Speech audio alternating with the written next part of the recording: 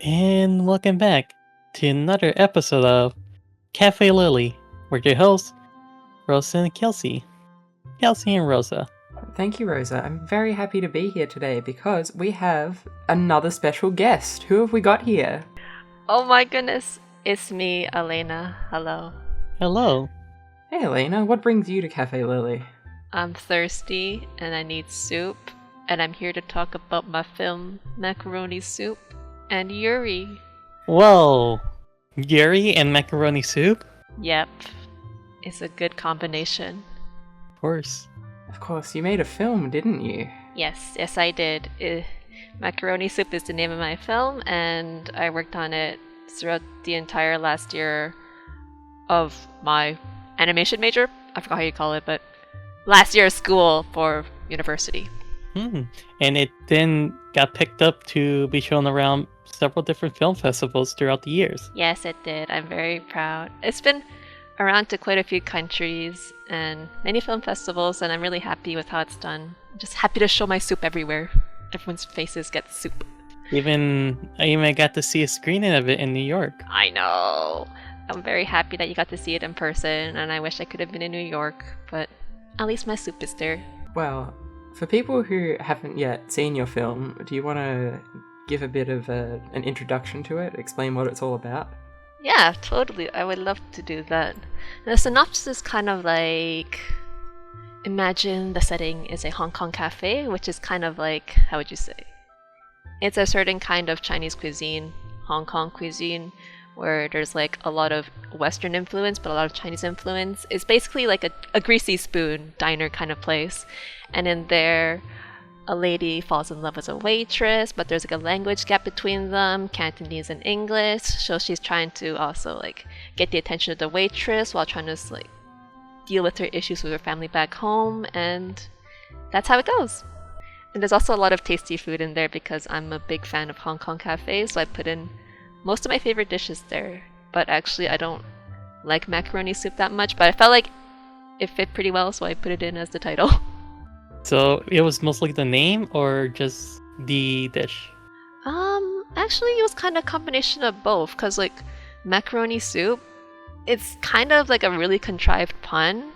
The name of my film in Chinese is Tong Sam Fan Tong, and the Tong Sam in there means macaroni, but if you stretch it a little bit, it sounds like Tong Sam, which is part of the compound word for same-sex attraction. So I thought it was a kind of a funny pun, but it was also a little contrived, so only guy get it, and if only people who will get it if I explain it to them.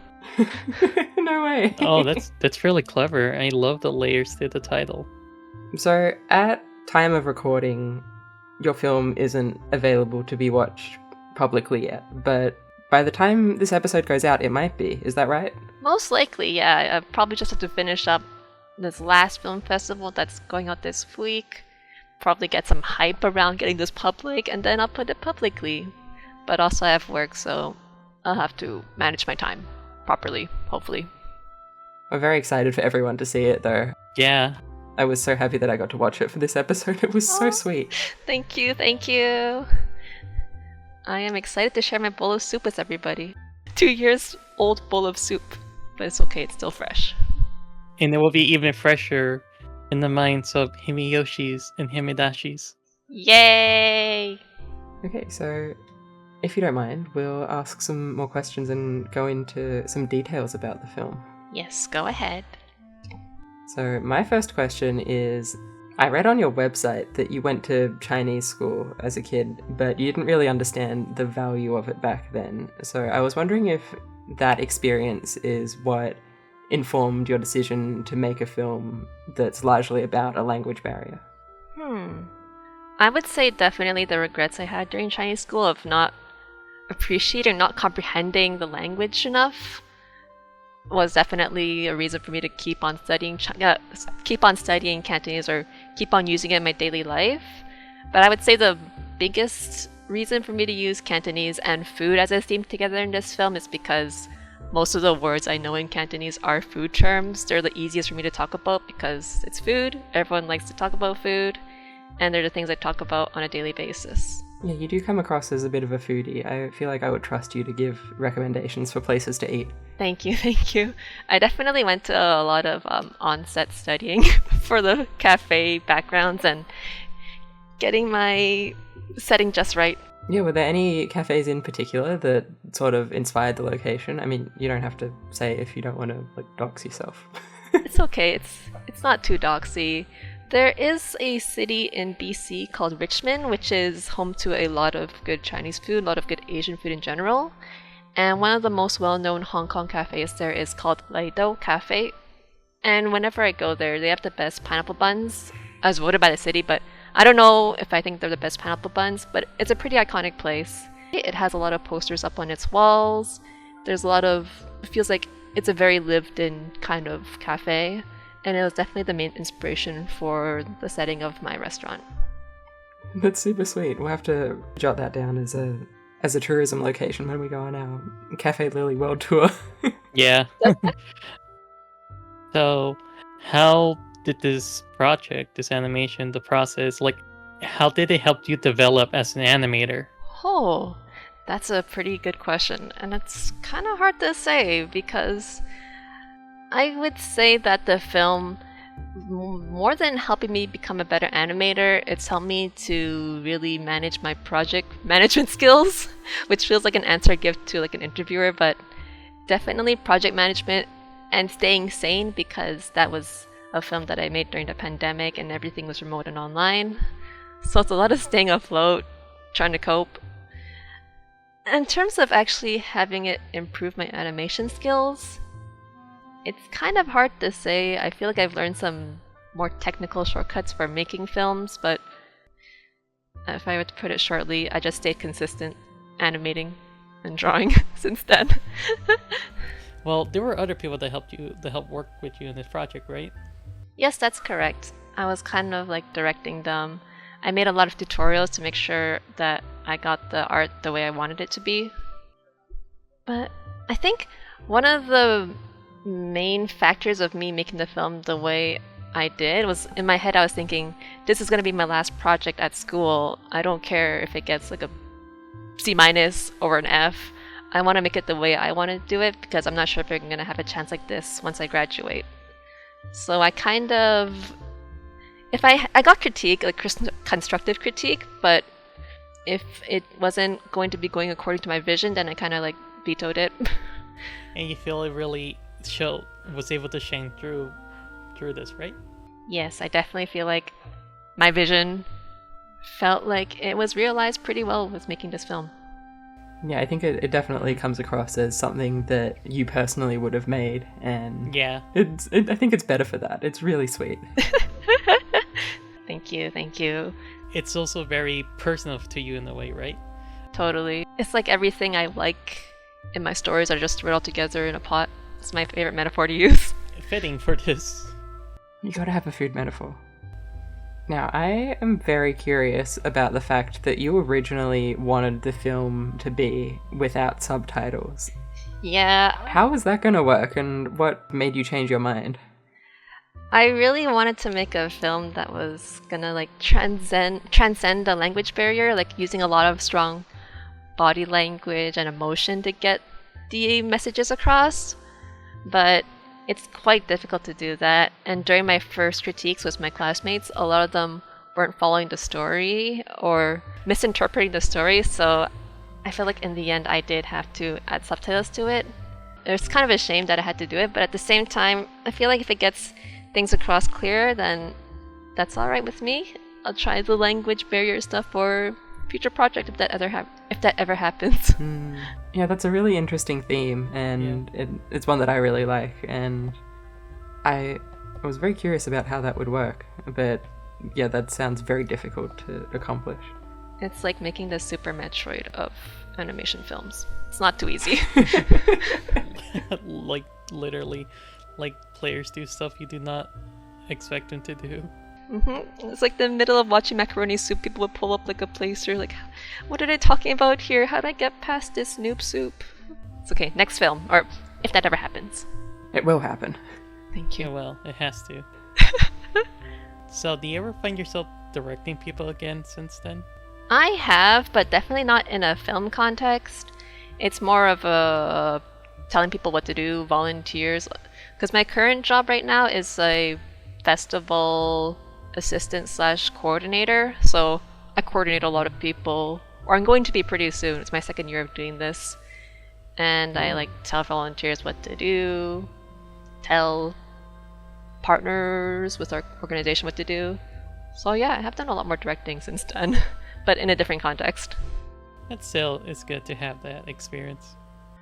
In your film, a lot of the details are left a little bit vague and open-ended, so what do you hope the viewer will take away from it? Oh, that's hard because even my own parents have experienced it differently than from my friends, my professors, and all the ways that they've interpreted it is pretty cool. Like, to my professor, she very clearly saw, this is totally queer-coded, like, that girl is in love. And so did my friends see that as well. But my parents saw it more as like a culture gap or like an immigrant experience where, like, being an immigrant means you might not have access to language, and it makes it harder to form connections with other people from the same culture. And I was like, I didn't think about that as much as the gayness, but that's cool if you see it that way too. It means, still closeted to them, so if you want to see it that way, sure. But I was pretty interested in seeing everyone else's reactions, and I don't mind that they see it one way or another. I think taking experience from all the FromSoft games I played during that time, it's like, it's okay, keep it vague. You can figure out the message for yourself. The journey is the most important part. Shoutouts to FromSoft games, your lifeline. So true. I have much more to talk about them. Surprisingly, yeah, I think the vagueness of it came a lot from the FromSoft games I played for sure. That's really good. I love when there's an unexpected source of inspiration like that. Mm-hmm. I mean, if you want a fun little fact, Evergrace, there's a character named Charlene, and she has puffy sleeves, and I'm pretty sure the puffy sleeves that she has is inspired the waitress to also have puffy sleeves, because puffy sleeves are justice. Do you have any future films or ideas in the works? Unfortunately, no, I do not have any future films. I've been asked this a few times, but my future is getting a job and getting some income, which is pretty realistic for, artist life. Especially in this economy. It sure is.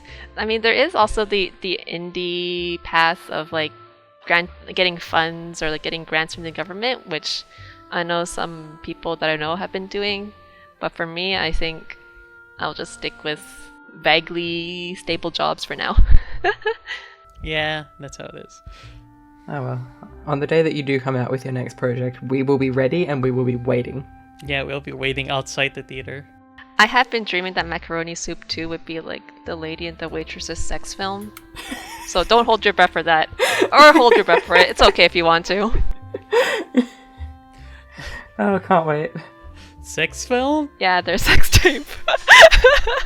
Oh my god. I respect that. Thank you. So, we asked you about film festivals earlier, but you won an award in Texas, didn't you? I did, yes. I'm pretty grateful for the film festival, and they even had like this really nice live stream of the awards ceremony, but unfortunately I did not see it live. But it's still very sweet that, got an award. Yay. Yeah, you're getting some international recognition. Hell yeah. Thank you, Texas. If I go to Texas one day, it will be to Fort Worth first. Mark my words, Texans. You'll be a celebrity there. Yeah. There's also this one time where I was part of not a film festival but a Pride event in Hong Kong, and they showed my film in a room called Kino. The Kino room. My film is Kino now. I mean, I get the meaning behind it, but it's still just funny to hear it out loud. How would you like to further your work artistically? Like, where would you want to go? Oh, that's a great question. I mean, I would love it if my film was so popular in my province that it opened up like 1 million more Hong Kong cafes where I live, because it's pretty empty here and you gotta drive out pretty far just to get to a good one. So I would love to have more Hong Kong cafes in my life that are closer by, because I need milk tea like I need water. In terms of artistically, I'm pretty happy with how it's been going so far. I mean, just having this film already makes me proud. If I could be more popular, then I would be able to push the From Software games I like more, and that's all great with me. That's a critical issue. It is so critical. No one knows about Evergrace. Not enough people knows about Evergrace and like the market. Exactly. That's why I have to be more famous and make more funny films and make more gay art, so I can just randomly push Evergrace on the side. That's my real dream. Sorry, everybody. It's not Café Lily. It's Café FromSoft. Oh, don't worry. Live your dreams. Well, do you have anything else to say on Macaroni Soup, Alayna? Well, I'm really appreciative of all the support I've had over the years and all the people I've met through it. So thank you, Soup. Thank you to people who helped me create it and make it come to life. Thank you too, for watching it and enjoying it as well. And let's make Macaroni Soup 2 sex tape in the future one day. Pray for us. That's the goal. Yeah! Well, when the film goes up, we will put a link to it in the description so people can check it out. But as for other places on the internet, where can people find you, Alayna? Oh! You can find me in various places, but like my main website is taptroop.neocities.com. That has a link to like my film's webpage as well as all the links to my other social media and a bunch of my FromSoft stuff if you want to see archives and translations. Shoutouts to neocities.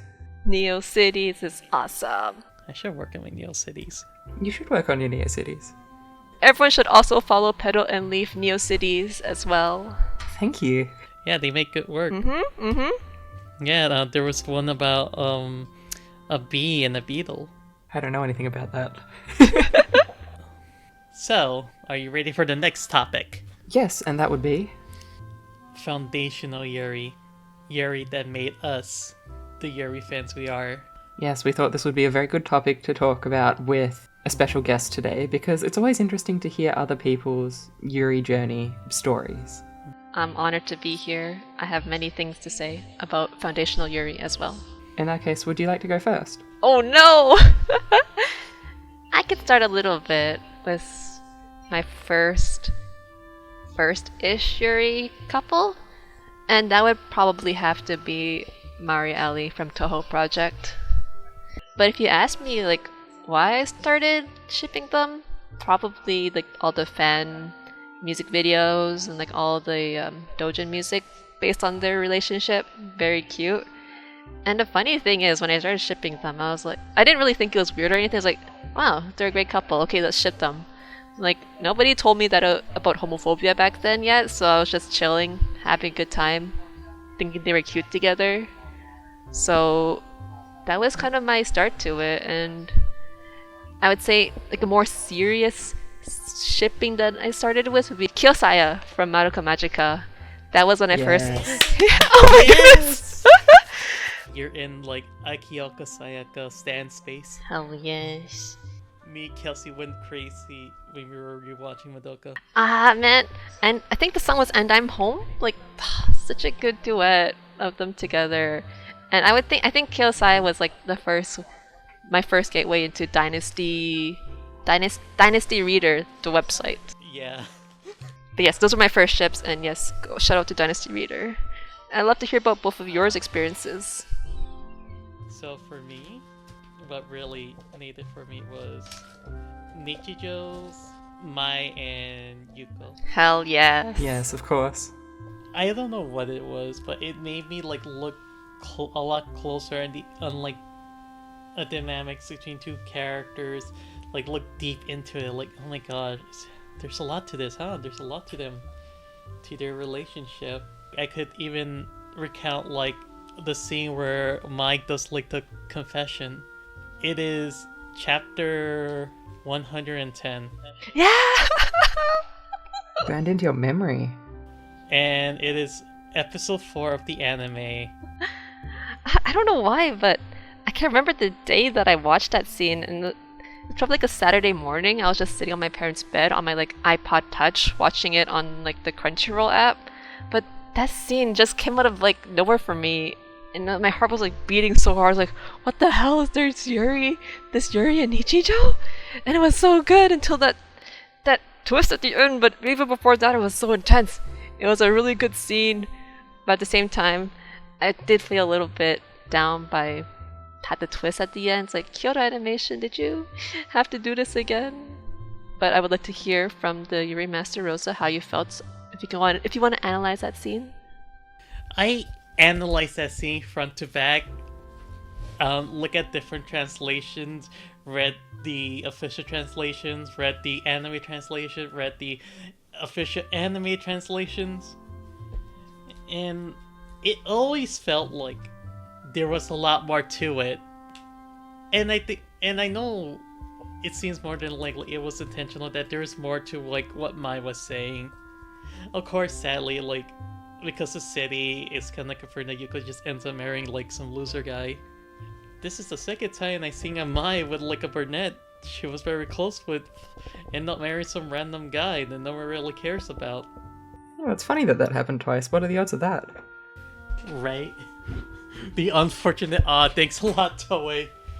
But like, I would look at that scene and look it back and forth, trying to look deeper into like what was going on, and it's a lot of it is just it is Mai messing with Yuko, but it is her trying to say something without Yuko not being even sure what she's trying to say, because Yuko was saying, "Oh, I know you were joking around," and Mai's like, "Oh yeah, I knew you would know," and Yoko's like, "Really?" And then Mai would just keep like paraphrasing it, like messing around with her, saying, "No, I knew you were lying about that."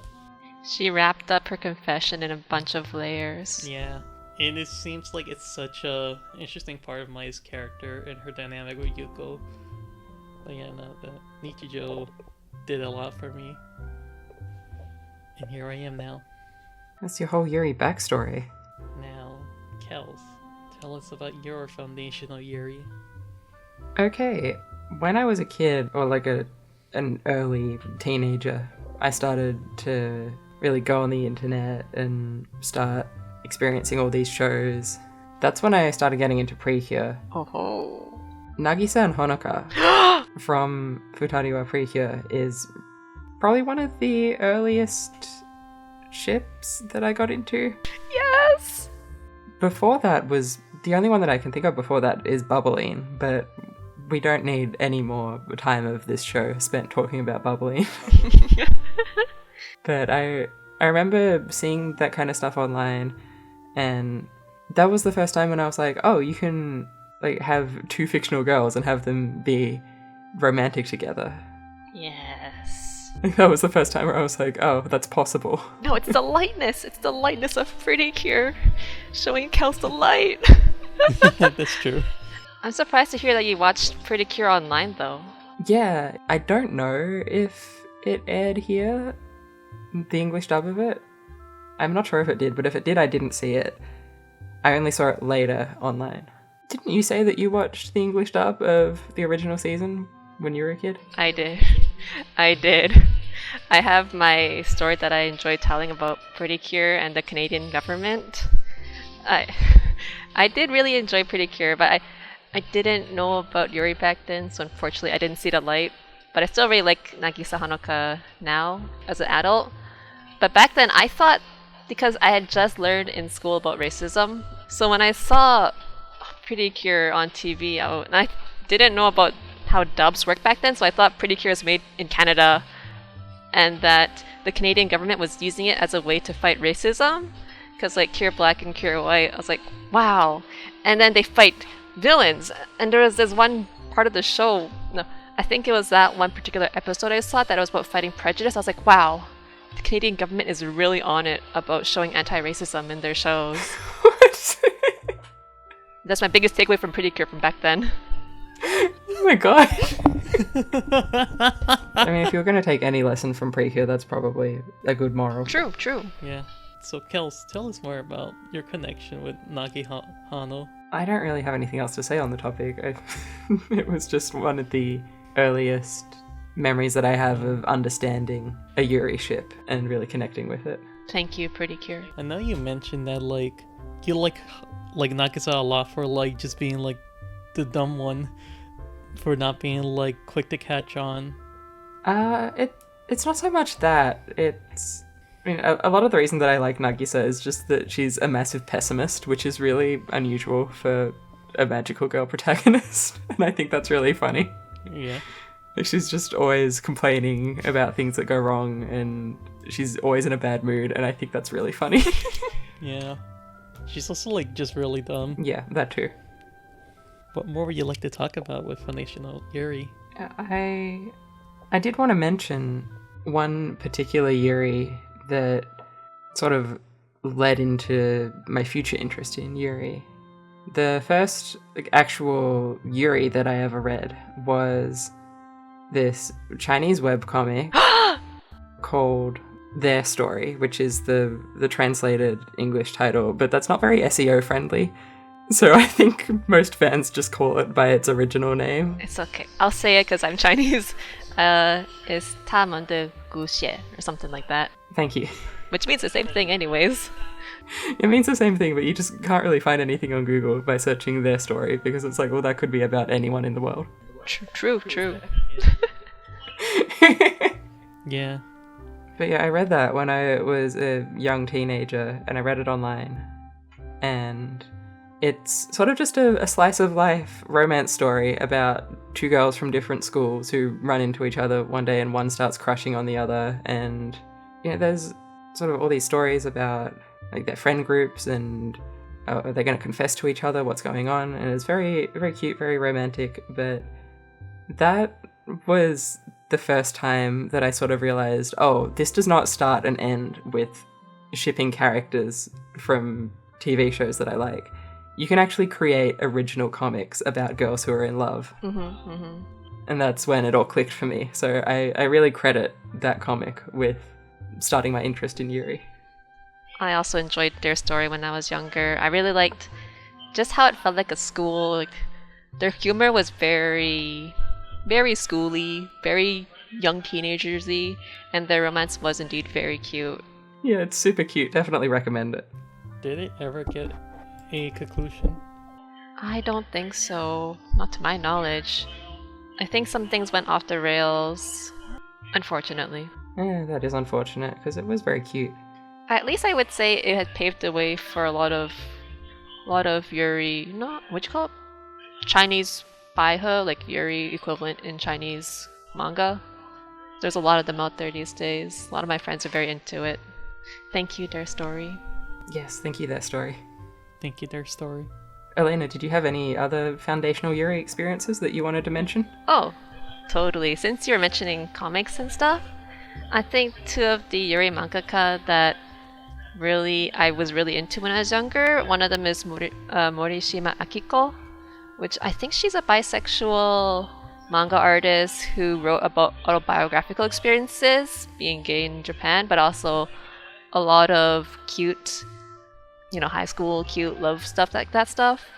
And I really liked her art style and how soft she draws the characters, and just how her experience of actually loving women kind of really shows it shows itself very humanly in her stories. So she was definitely one of my foundational Yuris growing up. And the second one, was Amano Shuninta, I think. And I probably should not have been reading that too young, because she does a lot of nice, sexy Yuri stuff. It was really good. I think it was kind of a Yuri that taught me that Yuri can speak to you, not just the romance, but also the themes that they have, including the Yuri. Because one of Amano's stories that I really liked was about growing up and kind of trying to find your purpose in life outside of school. And it got me through a time when I was also thinking the same thing, like, why am I going through school? Why am I doing this?